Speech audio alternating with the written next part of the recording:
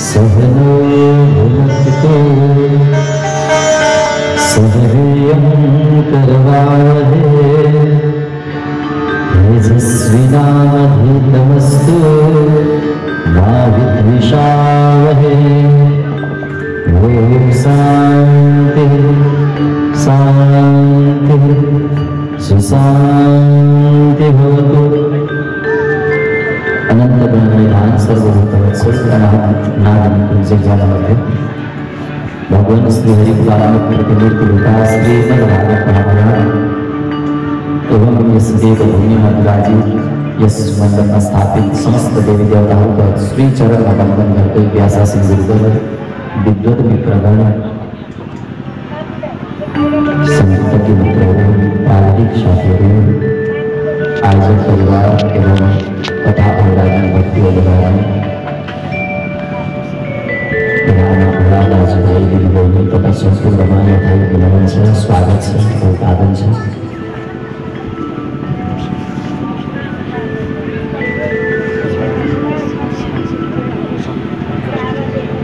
हामी भागवतभित्र रहेर भगवानका लीलाहरूको गुणगान गर्दै आइरहेका छौँ, जसका हिजो कृष्णको जन्म उत्सव मनायौँ, हृदयमा कृष्ण प्रकट गरायौँ अनि हृदयमा कृष्णको प्राकट्य भएपछि हाम्रा अज्ञानहरू भयो, पितराहरू अघासुर हाम्रो पापहरू पनि बिस्तारै नष्ट हुँदै गयो। बकासुर हाम्रो दम्भ पनि नष्ट भयो, बकासुर हाम्रो दम्भको प्रतीक हो। यसरी हाम्रो हृदयमा उठेको जुन भावना थियो त्यसलाई पनि भगवानले पान गर्नुभयो। हृदयको जब भावना शान्त भयो अनि हृदयबाट विषयहरूको विष परित्याग गरेर विषयको विषलाई पनि भगवानले हटाइदिनु हो, किनकि हृदयमा कृष्ण प्रकट हुनुभएको छ। हामीले हिजो उत्सव मनाएका छौँ। उत्सव भनेको हृदयमा ईश्वरको प्राकट्य, उत्तर ईश्वर शव प्राकट्य। हृदयमा ईश्वरको जुन दिन प्राकट्य हुन्छ त्यही दिन उत्सव सुरु हुन्छ, त्यहाँदेखि अखण्ड चल्छ। जुन दिन हृदयमा ईश्वरको प्राकट्य हुन्छ नि, तर त्यो उत्सव एक दिनको हुँदैन। एक दिनको कृष्ण जन्माष्टमी जस्तो, एक दिनको शिवरात्रि जस्तो हुँदैन। हर दिन शिवरात्रि हुन्छ। जीवन नै शिवमय बन्दछ। सजीव केवल शिव।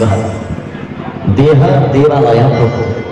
देह भनेको शरीर, देवालय प्रोक्तो भनेको चाहिँ के हुन्छ? देवालय भनेको देवस्य आलय यस्मात् देवालय, देवताको घर वास्तवमा अनि बन्दछ, समग्र रूपमा अनि देवताको घर बन्दछ जब हृदयमा ईश्वरको प्राकट्य हुँदछ। जयतेधिकं जन्मना प्रज। तपाईको जब हृदयमा वास हुन्छ नि तब यो ब्रजको भनेको यो शरीरको जय जय हुँदछ।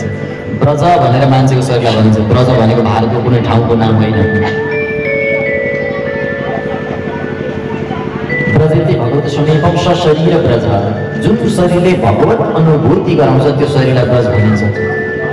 बाख्राको शरीरले, पशुको अन्य कुनै पशुको शरीरले, गधा घोडाको शरीरले भगवत सामिप्यता गराउँछ त गराउँदैन? अनुभूति गराउँदैन। कुन शरीरले गराउँछ? मानव शरीरले गराउँछ। त्यसकारण मानव शरीर के रहेछ? ब्रज रहेछ। ब्रजेति भगवत समीपम शरीर ब्रज। देहो देवालय प्रकृतो। देहलाई के भन्यो? देवालय भन्यो। देह नै देवालय भयो। देह देवालय प्रकृतो। सजीव केवल शिव। अनि त्यहाँभित्रको जीव के हो? शिव भयो। अनि उत्सव एक दिन हुने भयो त, त्यही भएर अखण्ड चलिरहेको छ उत्सव। अखण्ड निरन्तर चल्नुको, उत्सव निरन्तर चल्नुको कारण थियो। अनि हृदयमा ईश्वरको प्राकट्य भइसक्दा अज्ञान पहिले मरिपुग्दैन। तृणावर्त मर्यो। तृणवत जीवम आवर्तयति तृणावर्तः संकट एव सकटासु। अघ एव पाप अघ भनेको अघासु। अनि जो कालीय थियो, विषय विषयुक्त भएको नाथ, जुन भक्तिको किनारमा एउटा त्यो आफ्नो स्थान बनाएर बसेको थियो कालीय वृन्दावनमा, ब्रजमा। यो शरीर क्रोध पनि यही छ, लोभ पनि यही छ, राम्रो पनि यही छ, नराम्रो पनि यही छ। त्यही भएर त समुद्र मध्यमा अमृत जहाँबाट निस्क्यो, विष पनि त्यहीँबाट निस्क्यो। एकै ठाउँ छ जहाँ अमृत छ त्यही विष पनि छ।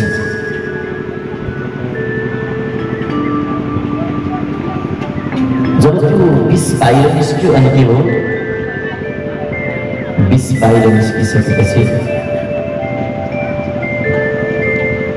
अनि दावानल जल्न थाल्यो, हृदयको दावानल।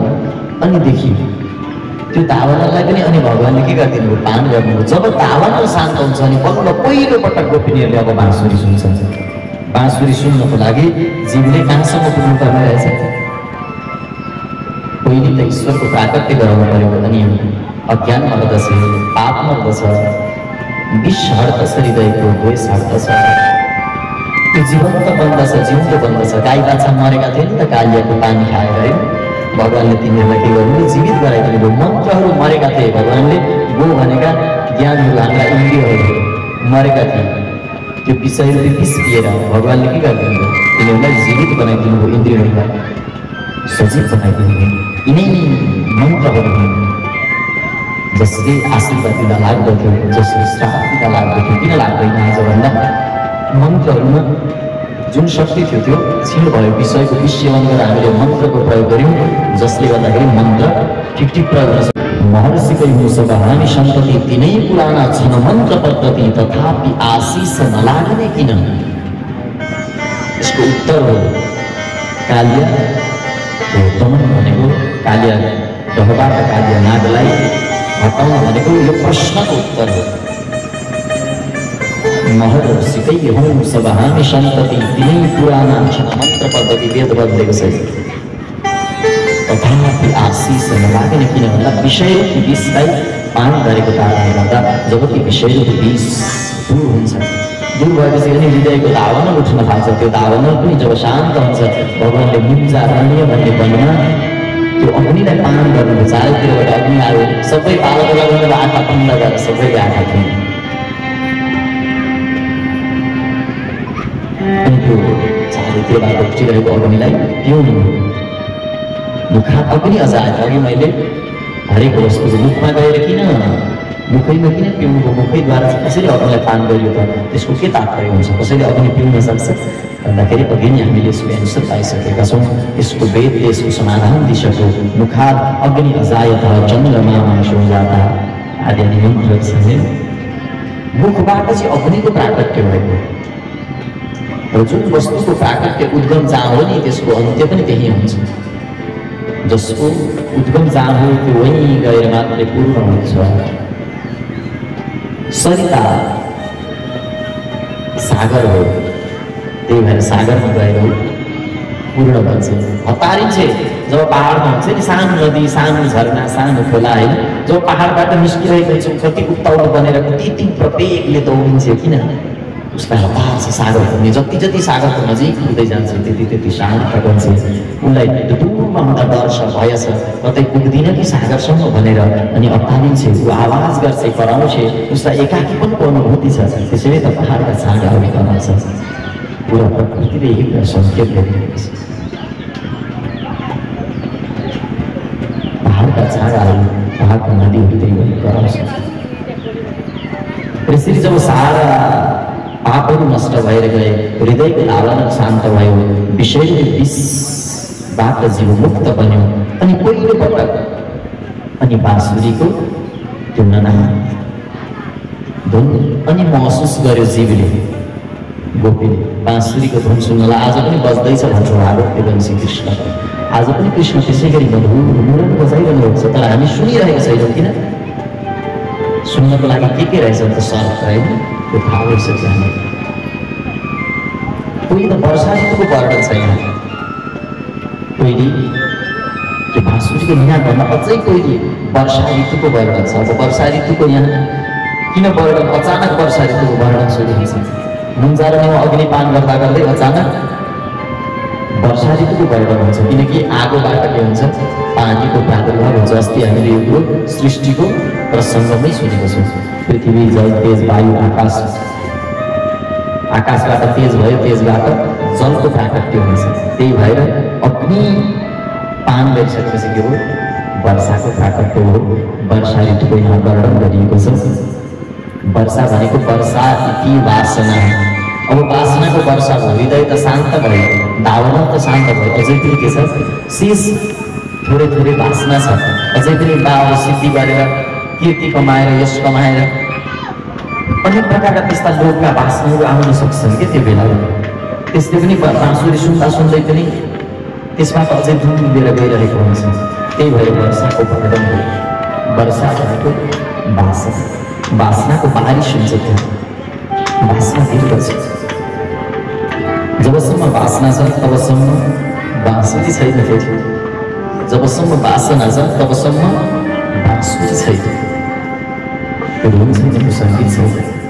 अनि वर्षामा के हुन्छ भ्यागु दागु होइन। जस्तो मैले भनेको थिएँ अगाध सिन्धुमा चुप्पै बस्छन् तिमी तिमी मिल। अगाध सिन्धुमा चुप्पै बस्छन् तिमी तिमी मिल। भ्यागुता खुब गर्जन्छ पाउँदा धमिलो जल।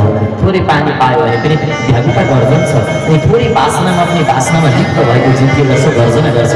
ठुला ठुला त्यस्तो परमतत्वलाई बोध गरेका व्यक्तिहरू शान्त हुन्छन्। बुद्ध कति शान्त हुनुहुन्छ, कृष्ण कति शान्त हुनुहुन्छ, राम कति शान्त हुनुहुन्छ। तर हामी चाहिँ भएका छौँ। किन भन्दा हामी वासनामा बाँचेका छौँ।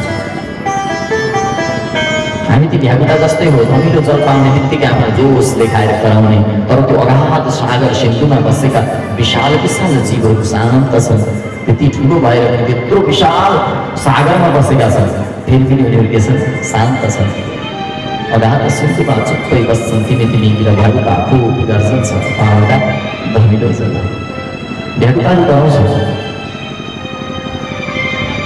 भ्यागुता भनेको मोहन नै मेन्डक हो। भ्यागुता मेन्डक भनेको भ्यागुता।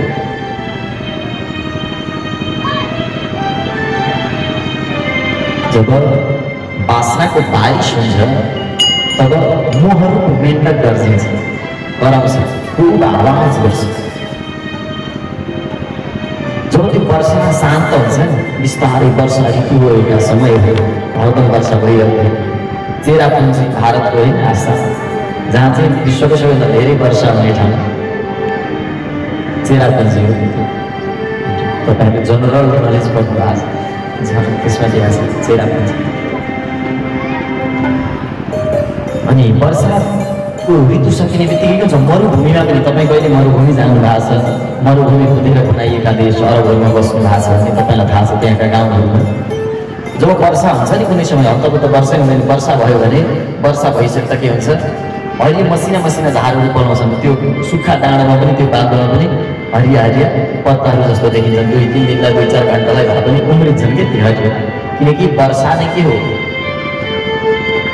कि बोट वृक्ष लताहरूको लागि प्राण हो। त्यहीबाट त उनीहरू बाँचेको हुन्छ, त्यही रसलाई त्यही पानीलाई आस्वादन गरेर।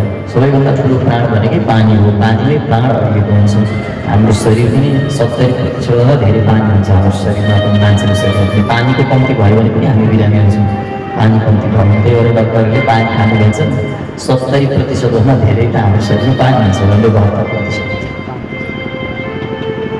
यसरी वर्षा शान्त हुने बित्तिकै वातावरण सुन्दर बन्दछ, पर्यावरण सुन्दर बन्दछ, सारा प्रकृति हराभरा बन्दछ। अनि पन्छीहरू आउँदछन्, भमराहरू खेल्दछन्, फुलहरू हुन्छन्। ती सुन्दर फुलका ढुङ्गाहरूमा सुन्दर सुन्दर पक्षीहरू आउँदछन्, त्यसलाई रस स्वादन गर्दछन्, खेल्दछन्, बोल्दछन्। और सारा जगत मानव सर्जकले सारा आफ्नो श्रम लगाएर त्यहाँ आफ्नो मेहनत बोकेको छ। अनि त्यो सुन्दरता त्यहाँ छचल्किरहेको छ, पोखिरहेको छ। सारा प्रकृति त्यस्तो सुन्दर बन्दछ, वातावरण हराभरा बन्दछ।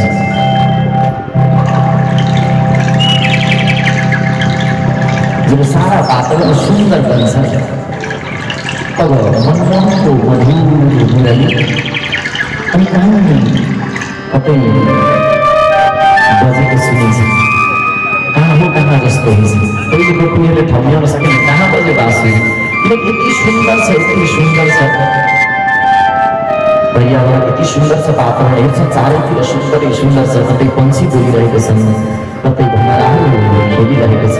यो सुन्दरताको गान गर्दै मानव पन्छीहरू नाच्दैछन्। सारा प्रकृति नै तन्मय छ, सारा प्रकृति नै रमाइरहेको छ।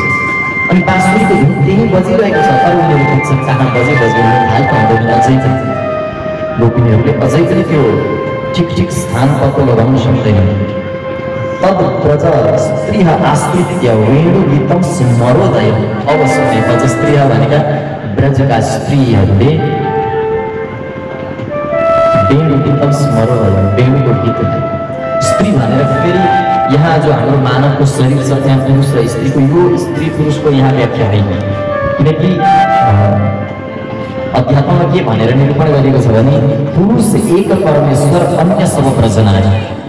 पुरुष भन्नाले केवल परमेश्वरलाई सम्बोधन गर्दछ, अन्य सब प्रजनारी, अरू सबै तपाईँ हामी सबै ब्रजका नारी भन्छ। यो कुरा चाहिँ एकदम याद गरिराख्नुपर्ने, ख्याल गरिराख्नुपर्ने, बुझिराख्नुपर्ने कुरा हो। पुरुष एक परमेश्वर अन्य सब ब्रजनारी, सबै नारी हुन्। र पहिलोपटक उनीहरूले गरे ब्रज स्त्रिय स्मरोदय। उनीहरूले आश्रित्य वेणुगीतम स्मरोदय, वेणुको नादलाई पहिलोपटक सुने। मात्रै गोपिनीहरूले, स्त्रीहरूले अथवा यी नर नारीहरूले भनौँ मनुष्यहरूले मात्रै सुनेनन्। गाई बाछा पशु पक्षी दौडी दौडी आए। गाई बाछा पशु पक्षी दौडी दौडी आए, बाँसुरीको ननादमा समाधि लगाए। सारा प्रकृतिको समाधि लागेको थियो। विश्वकै महान सङ्गीतकार हाम्रो सङ्गीतकार मित्रहरू हुनुहुन्छ। सङ्गीत पहिलो भाषा हो। मैले बिहान पनि साथ भनेको थिएँ, अस्तित्वको इतिहासकै, मानव इतिहासकै सबैभन्दा पहिलो भाषा सङ्गीत हो। विश्वका महान सङ्गीतकारको नाम हो बिथोभेन, जो आफू बोलिरहेको थियो यहाँ बिथोभेन। याद गरिराख्नुमा सङ्गीतकारहरूले, सङ्गीतको साधकहरूले जान्नुपर्छ कमसेकम। विश्वकै सबैभन्दा महान सङ्गीतकारको नाम हो बिथोभेन, वकार बोयल वकार बिथोभेन। उनी स्वयं बोलिरहेका थिए। यस्तो सङ्गीत रचना गरे विश्वमा उनी आजसम्म पनि अमर छन्।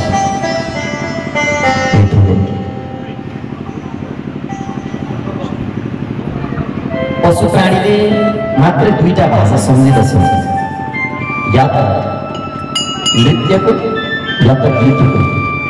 गीत पनि बुझिन्छ है, कोहीले गाएको के भने कि त्यो त बुझिँदैन, तर गीत त बुझिन्छ नि। त्यो मिठो लाग्छ, त्यो सुर बुझिन्छ, त्यो रिदम बुझिन्छ, त्यो ताल बुझिन्छ, त्यो धुन बुझिन्छ। त्यहाँ एउटा राग हुन्छ, त्यहाँ एउटा स्वरको बहाव हुन्छ, गति हुन्छ। र पुरा प्रकृति एउटा रिदममा बगेको हुन्छ, एउटा तालमा बगेको हुन्छ। नदीको झरनामा तपाईँले तबला बजाएर ताल दिन चाहनु भने मजाले सकिन्छ, किनकि त्यो एउटै तालमा गएको हुन्छ, एउटै लयमा गएको हुन्छ, त्यहाँ लय दिन सकिन्छ। जब बोल्छन् कोहीले तब त्यहाँ ताल दिने पनि मजाले मिठो सङ्गीत निस्किन्छ। त्यसैमा तपाईँले गीतको कम्पोज गर्न सक्नुहुन्छ। यो कुरालाई सङ्गीतकार मित्रहरूले बोल्नु धेरै राम्रो बयान गर्न सक्नुहुन्छ, वर्णन गर्न सक्नुहुन्छ, बोल्न सक्नुहुन्छ। मयूर कुनै भाषा जान्दैन, फेरि पनि ऊ नृत्य गर्छ। कोहीले कुनै भाषा जान्दैन, फेरि पनि ऊ गाइदिन्छ। त्यसरी भगवानको सुन्दर बाँसुरीको धुनलाई सुनेपछि अब गोपीहरूले थाहा पाए, राधा रानीले थाहा पाउनुभयो कहाँ बस्दैछ बाँसुरी भनेर। जब एउटीले थाहा पाए, एकजनाले थाहा पाउनु बित्तिकै सबै पछि पछि जान थाले, दौडिन थाले। जब बुद्धलाई खबर भयो त्यो परमेश्वरको, जब कृष्णलाई खबर भयो त्यो परमेश्वरको, बुद्धका पछाडि हजारौँ हजार पछि पछि दौडियो। राधालाई खबर भयो पहिले कृष्णले बजाएको बाँसुरीको, उनले अनुभूति गरे राधाको साथ हजारौँ हजार गोपीहरू गए। वेदको प्रणव मन्त्र ओमितिकाक्षरम ब्रह्म, ओमकारको ध्वनि पहिले दिन्छ। राधा भनेकै ओम स्वरूप, राधा भनेकै प्राण स्वरूप हो वेदले।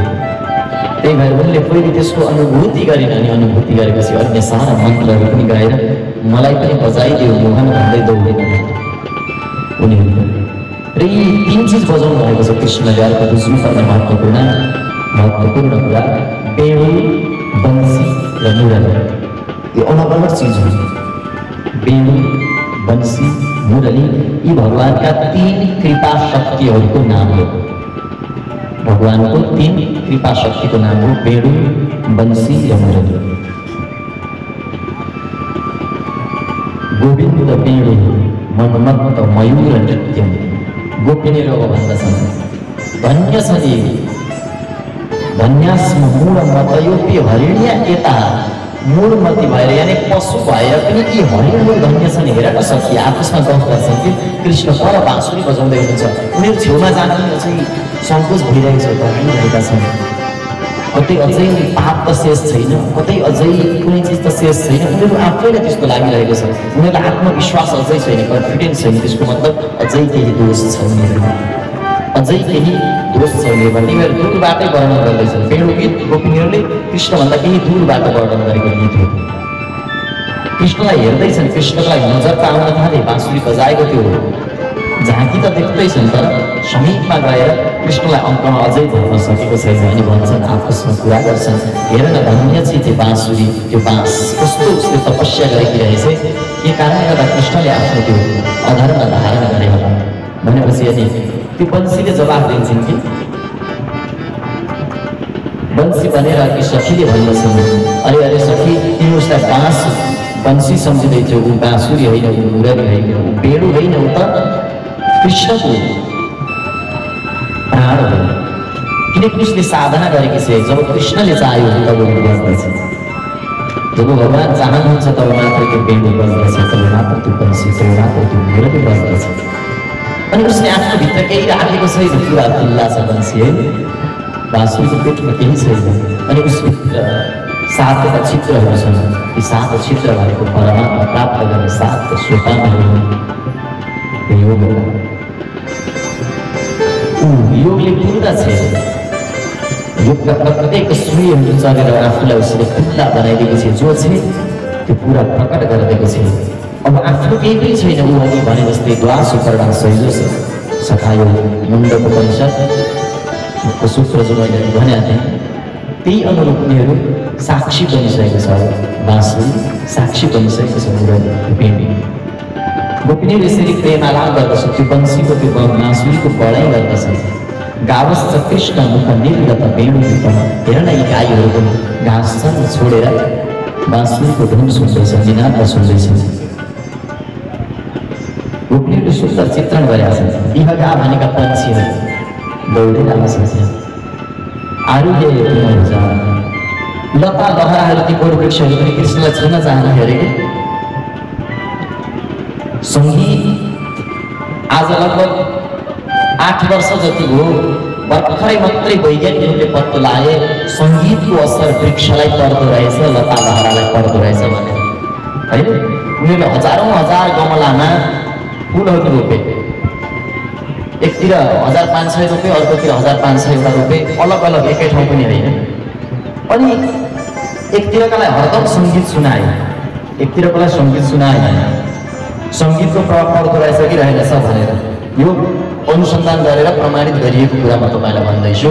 अनि त्यस पछाडि त्यो हरदम सङ्गीत सुनाएपछि ती हरदम जसलाई सङ्गीत सुनाइन्थ्यो नि, सङ्गीत सुन्ने बित्तिकै तब तिनीहरू आफै हल्लिन्थे, हावा चल्नु पर्दैन।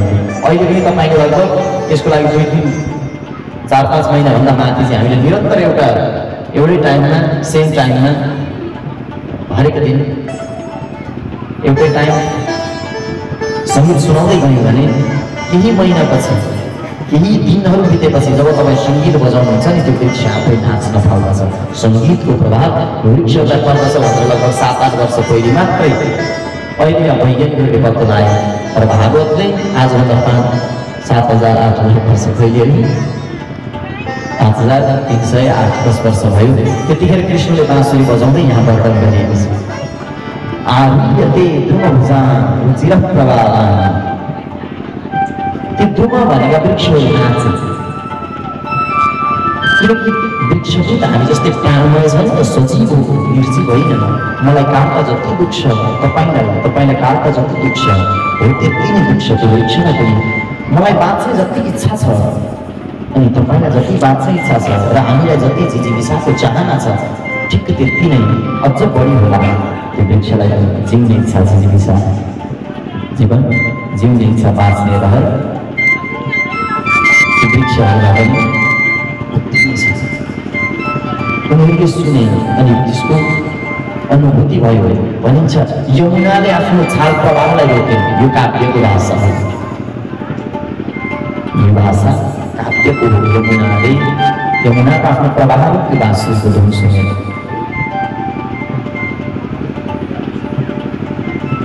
गोपिनीहरूको अब पाप जल्न थाल्यो, पाप नष्ट हुन थाल्यो। पाप पूर्ण रूपले नष्ट भएपछि अनि उनीहरू त्यो बाँसुरी सुन्दैछ अनि अनुभूति गर्दैछन्। अब उनीहरूको हृदयलाई पनि अनि बाँसुरीले सुन्न थाल्दछ र त्यो बाँसुरीको एकपल्ट धुन जब उनीहरूले सुने अब त उनीहरू त्यो बाँसुरी बिना बाँच्नै नसक्दैन। गोपिनी मात्र होइन, पुरा ब्रह्माण्ड नै तन्मय बनेको थियो। ब्रह्मा पनि त्यो बाँसुरीको त्यो मधुर तानलाई सुनेर भनिन्छ वेद पाठलाई पढ्न बोल्नु भयो। ब्रह्माले वेद नै बिर्सिनु, शिवले समाधि त्याग्नु भयो, ऋषिमुनिहरूले मन्त्र बिर्से, भानुले चाल बिर्से। रात रानीमा जब भगवानले बाँसुरी बजाउन थाल्नुभयो, सूर्य उदय दिनमा बजाउनुहुन्थ्यो त सूर्य जानै मान्दैन। उनी रोकी आफ्नो प्रवाहलाई नै उनले रोकिदिए। चन्द्रले आएर सुन्ने मौकै पाएन। उनीहरू आपसमा लड्थे सूर्यलाई चाहिँ। त्यहाँसम्म पुरा ब्रह्माण्ड नै आकृष्ट बनेको थियो र सबै उबडबाजीमा थिए, सबै सुन्न चाहन्थे त्यो धुन भएको सङ्गीतलाई। बाँसुरी बजाए आज रंग में मुरारे, बाँसुरी बजाए आज रंग में मुरारे, बाँसुरी बजाए, बाँसुरी बजाए आज रंग में मुरारे, बाँसुरी बजाए आज रंग में मुरारे। ऋषि मुनि मंत्र भूले शिव समाधि त्यागी, ऋषि मुनि मंत्र भूले ऋषि मुनि मंत्र भूले शिव समाधि त्यागी, ऋषि मुनि मंत्र भूले शिव समाधि त्यागी। वेद पढ़त ब्रह्मा भूले भटके ब्रह्मचारी, वेद पढ़त ब्रह्मा भूले भटके ब्रह्मचारी, वेद पढ़त ब्रह्मा भूले भटके ब्रह्मचारी। बाँसुरी बजाए आज गुने मुरारे, बाँसुरी बजाए आज गुने मुरारे। भगवान बाँसुरी बजाउँदै त्यो रङ्गै अर्को छ, शोभै अर्को छ। सारा ब्रजको शोभै एकदमै भिन्न छ। भानुको गति उनी बिर्सिरहेका छन्, भानुले चाल भुलेका छन्, यमुनाले वेग बिर्सेकी छिन्। भानु चाल भूल गयो महकी रात रानी, भानु चाल भूल गयो महकी रात रानी, भानु चाल भूल गयो महकी रात रानी, भानु चाल भूल गयो महकी रात रानी, भानु चाल भूल गयो महकी रात रानी, भानु चाल भूल गयो महकी रात रानी। जमुना जल उलट गयो शोभा आज भाई, जमुना जल उलट गयो शोभा, जमुना जल उलट गयो शोभा आज भाई, जमुना जल उलट गयो शोभा आज भाई, जमुना जल उलट गयो शोभा आज भाई। बाँसुरी बजाए आज रंग में मुरारे, बाँसुरी बजाए आज रंग में मुरारे, बाँसुरी बजाए आज रंग में मुरारे, बाँसुरी बजाए आज रंग में मुरारे। ऋषि मुनि मंत्र भूले शिव समाधि त्यागी, ऋषि मुनि मंत्र भूले शिव समाधि त्यागी, ऋषि मुनि मंत्र भूले शिव समाधि त्यागी, ऋषि मुनि मंत्र भूले शिव समाधि त्यागी। वेद पढ़त ब्रह्मा भूले भटके ब्रह्मचारी, वेद पढ़त ब्रह्मा भूले भटके ब्रह्मचारी, वेद पढ़त ब्रह्मा भूले भटके ब्रह्मचारी। बाँसुरी बजाए आज रंग में मुरारे, बाँसुरी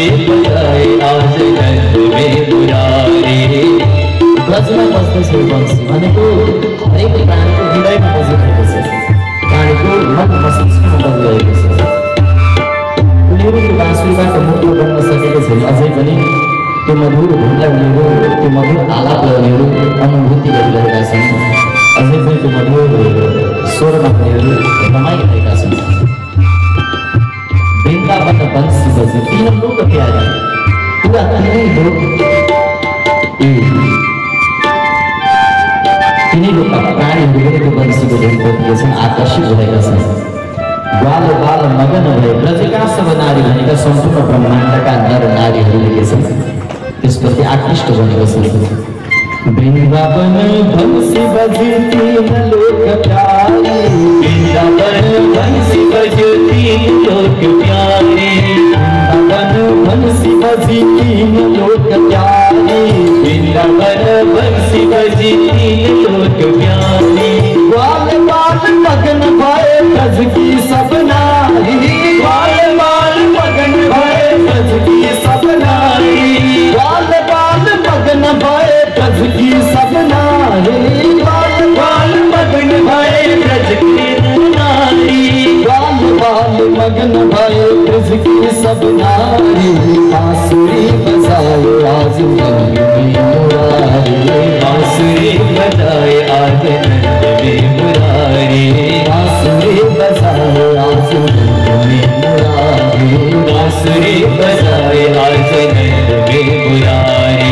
ऋषि मुनि मंत्र भूले शिव समाधि त्यागे, ऋषि मुनि मंत्र भूले शिव समाधि त्यागे, वेद पढ़त ब्रह्म भूले भटके ब्रह्मचारी, वेद पढ़त ब्रह्म भूले भटके ब्रह्मचारी, वेद पढ़त ब्रह्म भूले भटके ब्रह्मचारी। बांसुरी बजाए आज नंद में मुरारी, बांसुरी बजाए आज नंद में मुरारी, बांसुरी बजाए आज नंद में मुरारी, बांसुरी बजाए आज नंद में मुरारी।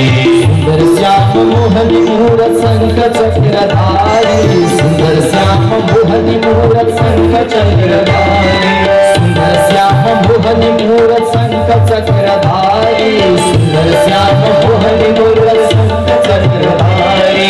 सुनत हरि मदन मोहन चरण बलिहारी, सुनत हरि मदन मोहन चरण बलिहारी, सुनत हरि मदन मोहन चरण बलिहारी, सुनत हरि मदन मोहन चरण बलिहारी, सुनत हरि मदन मोहन चरण बलिहारी। बांसुरी बजाए मुरारी, बांसुरी बजाए आज नंद में मुरारी, बांसुरी बजाए आज नंद में मुरारी, बांसुरी बजाए आज नंद में मुरारी।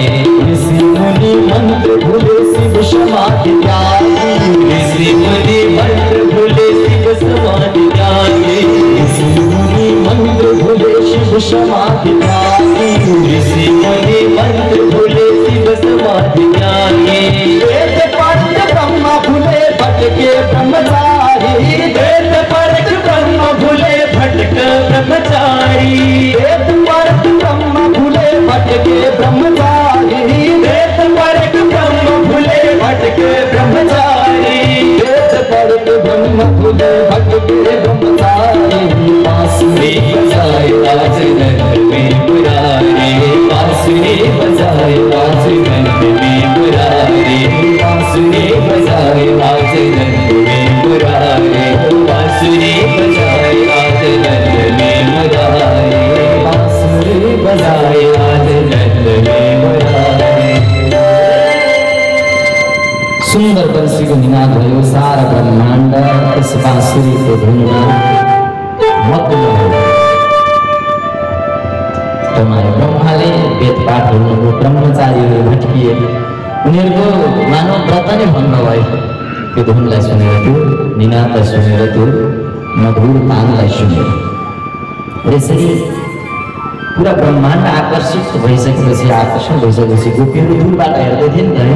अब उनीहरूले सोचे कृष्णसँग अब पक्कै मिल्नुपर्छ, अब पक्कै पनि कृष्णको हामीले सान्निध्यता प्राप्त गर्नुपर्छ, अब हामी कृष्णसँग दूर बसेर हुँदैन भनेर उनीहरू मिल्नको लागि आतुर बने। जब उनीहरू मिल्न जान चाहे भगवानले भन्नुभयो तिमीहरू पहिले स्नान गरेर आऊ, व्रत बसेर हो मृत्यु आचरण धातुबाट व्रत शब्द बन्दछ। व्रत बस भनेपछि उनीहरूले कात्यायनीको व्रत बसे अनि यमुनामा स्नान गर्न गए। स्नान गर्न गएपछि अनि भगवानले वस्त्र छोड्नुभयो अनि वस्त्र हरण गर्नुभयो। वस्त्र भनेको वासना। स्नान मन मलत्याग, स्नान भनेको मनको मैलोलाई परित्याग गर्नु हो। गोपनीहरू स्नान गर्न गए के उतारेर? मनको मैलो उतारेर। अनि त्यो मनको मैलोलाई भगवानले दूर गरिदिनु भयो, किनकि त्यही मनको मैलोले कृष्णसँग मिल्न दिइरहेको थिएन। गोपनीलाई चिरहरण भनेको त्यही चित्तको हरण। चिरहरण भनेको कसैले चित्तको हरण पनि भनेर अर्थ गर्ने गर्नुहुन्छ। चिरहरणको त्यही अर्थ हुन्छ। कात्यायनी महामाया महायोगिन्य ईश्वरी नन्द गोपसुतम देवी पतिम्ने कुरुते नमः। हामीलाई पतिम भनेको परमेश्वर भन्ने अर्थ हुन्छ। जसले पालन गर्दछ, जसले रक्षा गर्दछ, जसले पोषण गर्दछ, त्यसको नाम हो पति। रक्षणै धातुबाट पति शब्द बन्दछ।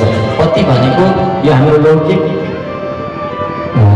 शब्दावलीमा लौकिक व्यवहारमा प्रयोग भएको पति शब्द होइन, यहाँ पति शब्द भएको प्रयोग। किनकि पति शब्दको अर्थ हुन्छ रक्षा गर्नु, पालन पोषण गर्नु। र साँचो अर्थमा पालन पोषण गर्दैन भने कुनै नारीको पतिले त्यो पति होइन। जसले पालन पोषण गर्दछ भने त्यसलाई पति भनिन्छ। र होला लौकिक व्यवहारमा कोही कसैको पति होला, कोही कसैको पत्नी होला, तर त्यो लौकिक व्यवहारबाट माथि उठ्ने हो भने, अध्यात्म जगततिर जाने भने सारा ब्रज नारी हो नि त। पुरुष एक परमेश्वर, अन्य सब ब्रज नारी। अघि भनिसकेको छ परमेश्वर मात्रैको हो, पुरुष हो। त्यसो भएको काम गरेर तपाईँ हाम्रो सबैको पतिको हो, ब्रजको नारीको।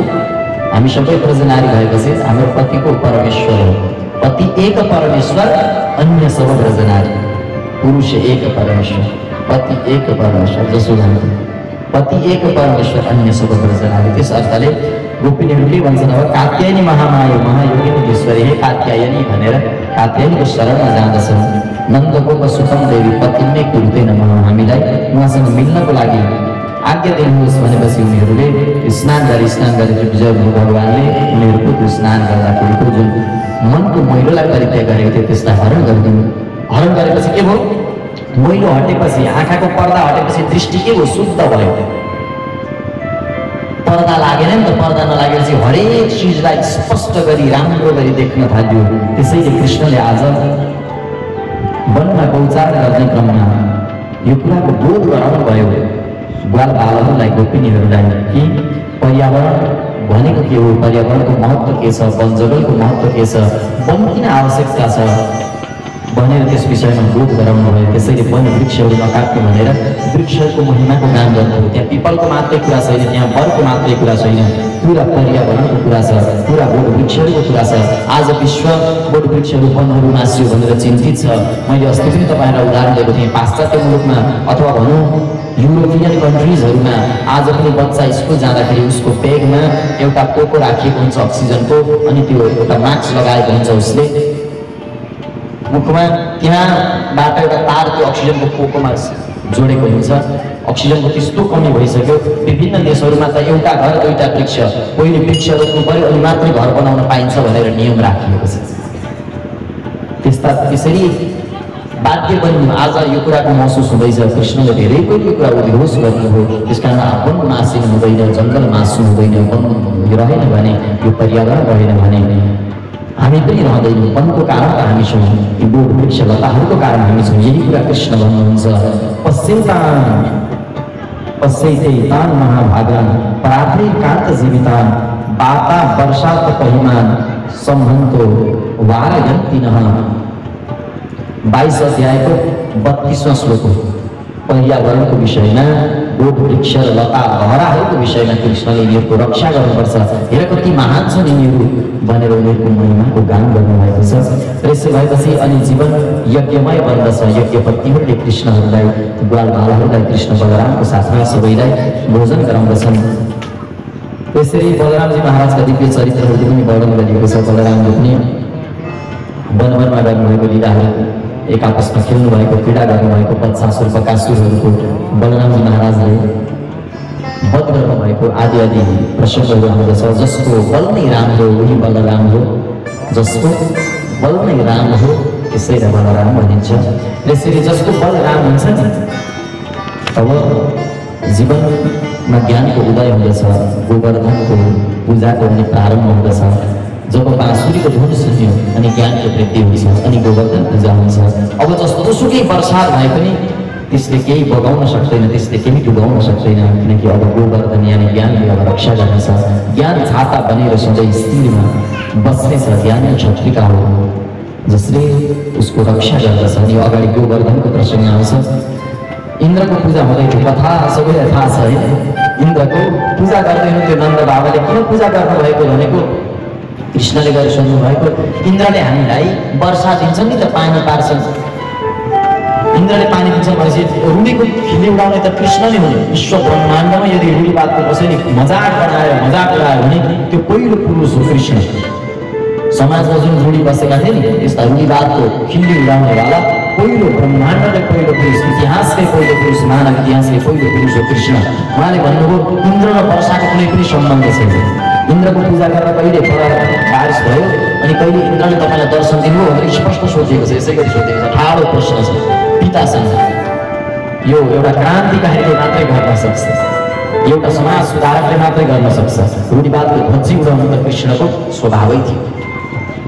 ठाडो प्रश्न गर्नुभएको छ नन्द बाबाले कि कसरी चाहिँ इन्द्रले वर्षा गर्न सक्छ। तथ्यता मे पिताको यो सम्भव उपाय त यो के गरेको थियो तैँले? इन्द्रको पूजाले वर्षा हुन्छ भने चाहिँ नन्द बाबाले भन्नु त्यसमा के गर्दा हुन्छ त? के को पूजा गर्दा हुन्छ त? वर्षा भनेको वन रह्यो भने पो वर्षा हुन्छ त। त्यही भएर वनको पूजा गर्नुपर्छ। गोवर्धनमा जाउँ, गएर गोवर्धनमा वृक्षहरू रोपौँ भनेर त्यहाँ मानसिक गङ्गाको प्रकट गराएर आज पनि मानसिक गङ्गा छ त्यहाँ प्रकट भएको छ। अनि त्यहाँ बोध वृक्षहरू रोपेर अनि ती वृक्षहरूमा जल सेचन गरेर वृक्षहरूको पूजा गरेकोलाई नै गोवर्धन पूजा भनिन्छ। स्पष्ट हेर्न सक्नुहुन्छ तपाईँले भागवतको 24औं अध्यायमा बोध वृक्षहरूको पूजा गरेको छ। यो यथार्थ हो नि होइन? भन्नु त, वन रह्यो भने वर्षात हुन्छ, वन नास्यो भने वर्षा हुँदैन हो नि? यो पक्का त्यही भएर त कृष्ण भन्दै दिन्छ त। रुडीवादको पहिलो पल्ट ध्वजी उडाउनु।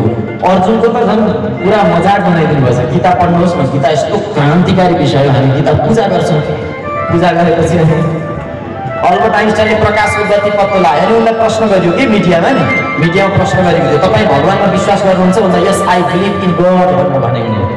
अनि तपाईँको श्रेय चाहिँ केलाई दिनुहुन्छ? आज तपाईँ जो बन्नु भएको छ त्यो चाहिँ कसरी बन्नु भएको भन्दा I have made the Bhagavad Gita, मलाई गीताले बनाएको कहाँ म बनिएको हो। त्यसकारण के लिन्छु हामी पूर्वीय सभ्यता र संस्कृतिप्रति त्यो वेदसँग र पूर्वीय ऋषिहरूसँग भनेर भनेको छ। प्रमाण के छ भन्नुभयो भने the great mind of India by Salil Gewali पढ्नुहोस्।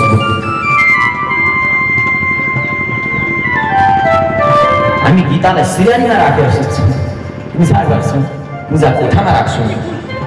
गीता पूजा कोठामा राख्ने भन्दा पनि गीताको मान तब हुन्छ, वास्तवमा गीताको इज्जत त्यति बेला हुन्छ जति बेला त्यसलाई पढिन्छ। मानव मस्तिष्कको यदि कुनै पनि उत्कृष्ट सर्वोत्कृष्ट रचना छ भने त्यो के हो? उपनिषद हो, सोपेनहावर लेखिन्छ।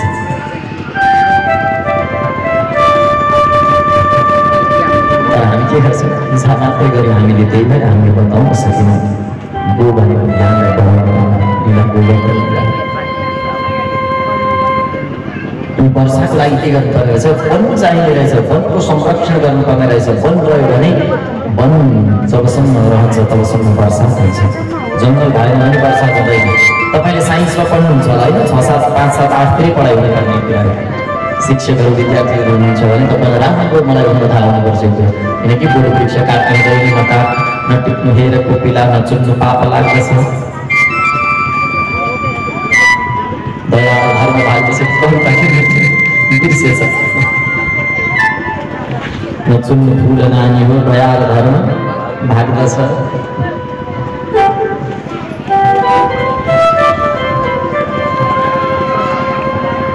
खिल्ली उठाउनु, मजाक उडाउनु। अर्जुनले पनि त्यस्तै प्रश्न गरेका थिए नि एकपल्ट, युद्ध गर, युद्धमा तिमीले अब लड्नुपर्छ कौरवहरूसँग, यिनीहरूले अन्याय गर्दैछन्, यिनीहरूले गलत गर्दैछन् भन्दाखेरि युद्ध भएपछि सबै मर्नेछन्, मरेपछि पुरुषहरू मर्छन्, स्त्रीहरू अनि विधवा हुन्छन्। विधवा स्त्रीबाट कोही सन्तान जन्मियो भने वर्णशङ्कर जन्मिनेछ। अनि वर्णशङ्करको सन्तान जन्मेपछि के हुन्छ? लुप्तको क्रिया, पिण्ड पानीको क्रियाकर्महरू बन्द हुन्छ, समाज दूषित बन्नेछ। स्त्री वार्ष्णेषु जायन्ते वर्णशङ्करः वर्णशङ्करले जायन्ते भनेको जन्म हुन्छ त्यसबाट चाहिँ लुप्त पिण्डोदण्ड क्रिया जो कर्मकाण्डको पिण्ड पानीको प्रक्रिया छ त्यो बन्द हुन्छ पिण्ड पानी चल्दैन बन्द हुन्छ। अनि आज पनि बडा दर्दनाक कुरो त यहाँ छ, पीडा चाहिँ यसमा छ। आज पनि समाज अर्जुनकै कुरो समातेर हिँडेको छ। अर्जुन समात्यो भने कृष्ण छोडिन्छन्, कृष्ण समात्यो भने अर्जुन छोडिन्छन्। किनकि कृष्ण भन्नुहुन्छ पूर्वबाट सूर्य उदाउँछ भनेर, अर्जुन सोध्छन् पश्चिमी किन अस्ताएको भनेर। बडा विपरीत छ। कृष्ण सागरको कुरो गर्छन्, अर्जुन हिमालयको कुरो गर्छ। अथवा कृष्ण हिमालको कुरो गर्दा उनी मरुभूमिको कुरो गर्दै हुन्छ अर्जुनले। भगवानले दोस्रो अध्यायमा, यो पहिलो अध्यायमा हो गीताको, अर्जुनले प्रश्न गरेको दोस्रो अध्याय भनिन्छ तिमीलाई लाज लाग्दैन? क्षुद्रम हृदय दौर्बल्यम त्यक्तोत्तिष्ठ परन्तप हरे परन्तप हे अर्जुन, तिमीलाई त लाज हुनुपर्ने, युद्धसँग भए छ तिमीलाई। अनि युद्धको भएको कारण पिण्ड र पानीलाई बिचमा ल्याउँछौ। क्षुद्रम हृदय दौर्बल्य, यदि तिमी साँचो अर्जुन हौ, योद्धा हौ, तिमीलाई तिम्रो धनुष्मान प्रति विश्वास छ, तिम्रो गाण्डीवमा भने युद्ध गर्न हृदयको दौर्बलतालाई परित्याग गरेर कहाँको पिण्ड पानीलाई बिचमा ल्याउँछ। क्षुद्रम हृदय दौर्बल्यम त्यक्तोत्तिष्ठ परन्तप। जुन तर्कको खण्डन कृष्णले गरिसक्नुभयो त्यही खण्डन भएको तर्कमा चाहिँ आज समाज भाँचिरहेको छ। अनि पिण्ड पानी चल्दैन, वर्णशङ्कर जन्मिन्छ भनेर कुदिरहेको छ। कृष्णले त त्यसको जमानामा खण्डन गरे होइन भन्नु त गीता हेर्नु त, किन झुट बोल्दैछु। गीता घर घरमा छ, तपाईँको थाहा छ।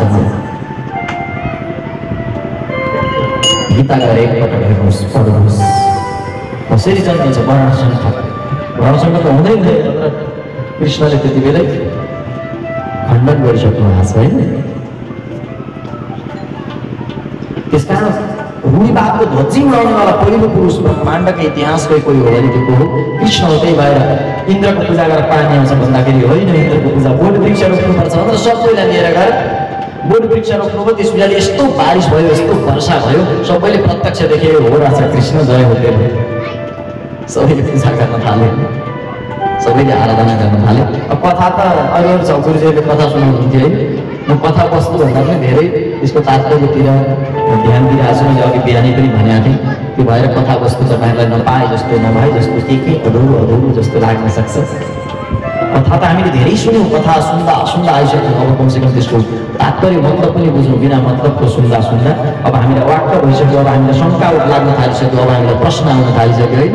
यो के हो यो रूढिवाद भन्ने लाग्न थालिसक्यो। त्यही भएर अब व्याख्या पनि अलिक फरक ढङ्गले सायद गर्नुपर्छ कि हामीले कथा वस्तुमा मात्रै ध्यान दिउँ। हाम्रा पिता पुर्खाहरूले, हामीभन्दा अग्रजहरूले, हाम्रा गुरुजनहरूले मात्रै कथा वस्तुमा ध्यान दिनु हो। कथाका 6 तत्त्व हुन्छन्। म उद्देश्यमा धेरै लेखिदिइरहेको छु, त्यही भएर तपाईँलाई पृथक लाग्न सक्छ। तर वास्तविकता केही हदसम्म यही हो वास्तविकता, तर यति नै चाहिँ होइन।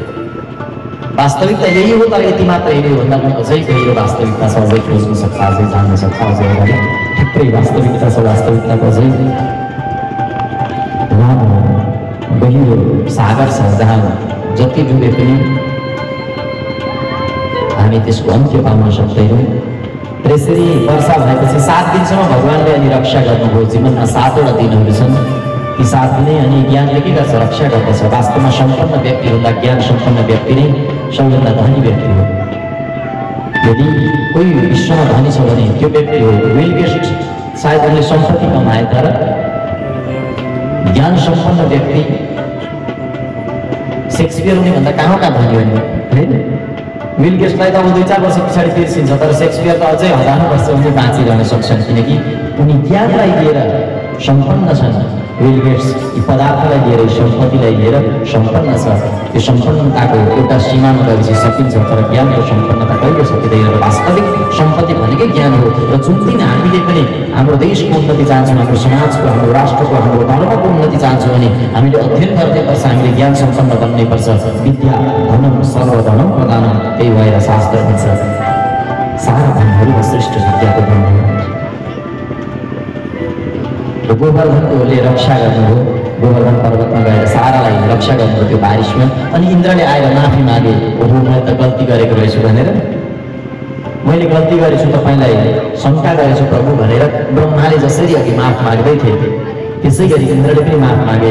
कामधेनुको प्रकट गराएर कामधेनुद्वारा स्नान गराए अनि मानसिक गङ्गाको प्राकट्य भयो। यसरी गोवर्धनको लीला सम्पन्न हुन्छ, ज्ञानको वृद्धि हुन्छ। अनि त्यस पछाडि